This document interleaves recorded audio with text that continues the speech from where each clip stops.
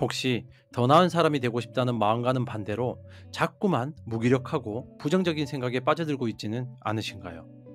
어쩌면 그 원인은 당신의 의지가 아니라 당신 주변의 환경 때문일지도 모릅니다. 반갑습니다. 여러분의 꿈속에 들어가 함께 억지로 걷게 만드는 꿈을 걷는 자입니다. 오늘의 한 줄 담기는 당신의 인생을 가장 빠르고 확실하게 바꾸는 비밀에 관한 것입니다. 짐 론의 통찰입니다. 당신이 시간을 함께 보내는 5사람의 평균이 바로 당신이다. 첫 번째, 인간이라는 거울. 우리는 스스로를 독립적이고 주체적인 존재라고 믿고 싶어 합니다. 하지만 나의 생각, 나의 습관, 나의 결정은 모두 온전히 나 자신에게서 비롯된다고 생각하죠. 하지만 짐론의 말은 우리가 생각하는 것보다 훨씬 더 강력하게 주변의 환경, 특히 사람에게 영향을 받는 존재라는 사실을 일깨워줍니다. 마치 스펀지가 주변의 물을 모두 빨아들이듯 우리는 자신도 모르는 사이에 가장 가까운 사람들의 생각, 말투, 습관, 심지어는 감정까지도 흡수하며 살아갑니다. 이것은 뇌과학의 거울 유련이라는 개념을 통해 설명될 수 있습니다. 거울 유련은 우리가 직접 어떤 행동을 할 때뿐만 아니라 다른 사람이 그 행동을 하는 것만 보기만 해도 마치 내가 직접 그 행동을 하는 것처럼 똑같이 활성화되는 신경세포입니다. 아기가 엄마의 표정을 따라 웃고 친구가 하품을 하면 나도 모르게 따라하게 되는 것이 바로 이 거울 유련의 작용 때문입니다. 이 거울 뉴런은 단순히 행동을 모방하는 것을 넘어 감정의 전염, 즉 공감 능력의 기반이 되기도 하죠. 우리가 슬픈 영화를 보면 눈물을 흘리는 것은 주인공의 슬픔을 나의 슬픔처럼 느끼도록 거울 뉴런이 작동하기 때문입니다. 문제는 이 강력한 공감과 모방의 시스템이 긍정적인 것과 부정적인 것을 가리지 않는다는 점입니다. 만약 당신 주변의 사람들이 늘 열정적으로 새로운 것을 배우고 서로를 격려하며 긍정적인 언어를 사용한다면 당신의 거울 뉴런은 그 모습을 끊임없이 비추며 당신 또한 그런 사람으로 만들어 갈 것입니다. 반대로 주변 사람들이 항상 세상을 비관하고 남을 험담하며 무기력하게 시간을 보낸다면 어떻게 될까요? 당신이 아무리 긍정적인 의지를 가지려고 노력해도 당신의 뇌는 자신도 모르는 사이에 그들의 표정, 말투, 그리고 패배주의적인 태도를 끊임없이 흡수하고 모방하게 됩니다. 결국 당신은 그들과 비슷한 사람이 되어갈 수밖에 없는 것입니다. 이것은 당신의 의지가 약해서가 아니라 우리의 뇌가 그렇게 설계되어 있기 때문입니다. 따라서 어떤 사람이 될 것인가를 결정하는 가장 중요한 첫걸음은 누구와 함께 할 것인가를 결정하는 것입니다. 이것을 과일 바구니 속의 사과에 비유할 수 있겠죠. 당신이 아무리 싱싱하고 단단한 사과라고 해도 만약 당신이 썩어가는 사과들로 가득 찬 바구니 안에 놓여 있다면 어떻게 될까요? 얼마 지나지 않아 당신 또한 썩은 사과들이 내뿜는 에틸렌 가스에 영향을 받고 함께 무르고 썩어갈 수밖에 없습니다. 또 다른 비유는 같은 방향으로 흐르는 강물입니다. 당신이 성장이라는 바다를 향해 힘차게 헤엄쳐 가고 있다고 상상해 보십시오. 만약 당신이 바다와 같은 방향으로 흐르는 강물에 몸을 맡긴다면 당신은 그다지 큰 힘을 들이지 않고도 빠르고 순조롭게 목표를 향해 나아갈 수 있을 겁니다. 여기서 같은 방향의 강물이란 당신과 같은 목표를 가지고 긍정적인 영향을 주고받는 사람들을 의미하죠. 하지만 만약 당신이 바다와는 정반대인 방향인 산으로 흐르는 계곡물에 뛰어든다면 어떻게 될까요?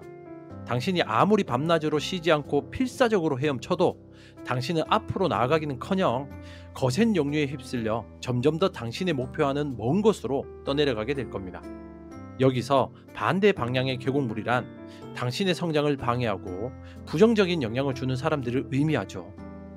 지금 당신이 아무리 노력해도 제자리인 것 같다면 당신의 수영 실력을 탓하기 전에 혹시 내가 반대 방향으로 흐르는 강물에서 허우적대고 있는 것은 아닌지 먼저 돌아봐야 합니다.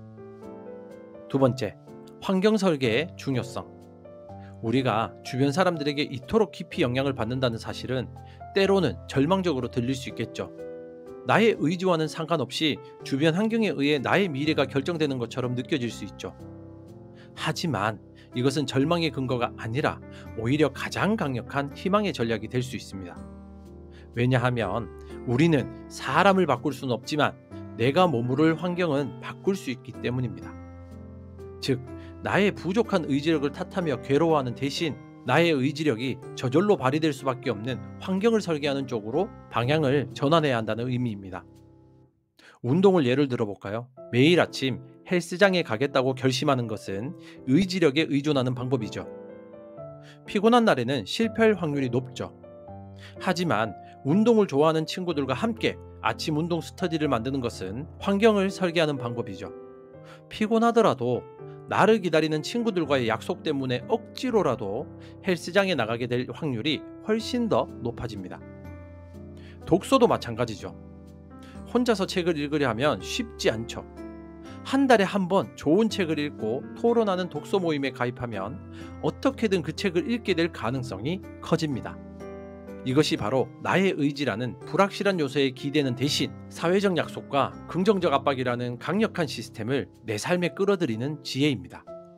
성공하는 사람들은 자신의 의지력이 나약하다는 사실을 누구보다 잘 알고 있죠. 그래서 그들은 의지력을 시험하는 상황을 만드는 대신 자신이 원하는 모습으로 살아가는 사람들이 모인 곳으로 끊임없이 자신을 데려갑니다. 이것을 식물의 굴광성에 비유할 수 있죠. 식물은 빛이 나는 쪽을 향해 줄기를 구부리는 본능적인 특성이 있습니다. 이것은 식물이 나는 빛을 향해 자라야지라고 의지력을 발휘하는 것이 아니죠. 그저 빛이라는 환경에 자동적으로 반응하는 생존 본능일 뿐입니다. 만약 당신이 어두운 방 한가운데 화분을 놓아둔다면 그 식물은 제대로 자라지 못하고 시들게 될 겁니다. 하지만 만약 당신이 그 화분을 창가, 햇빛이 가장 잘 드는 곳으로 옮겨준다면 어떻게 될까요?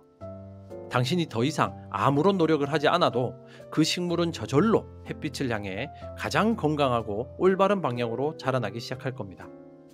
우리도 마찬가지입니다. 우리 안에는 성장이라는 햇빛을 향하려는 본능이 있죠.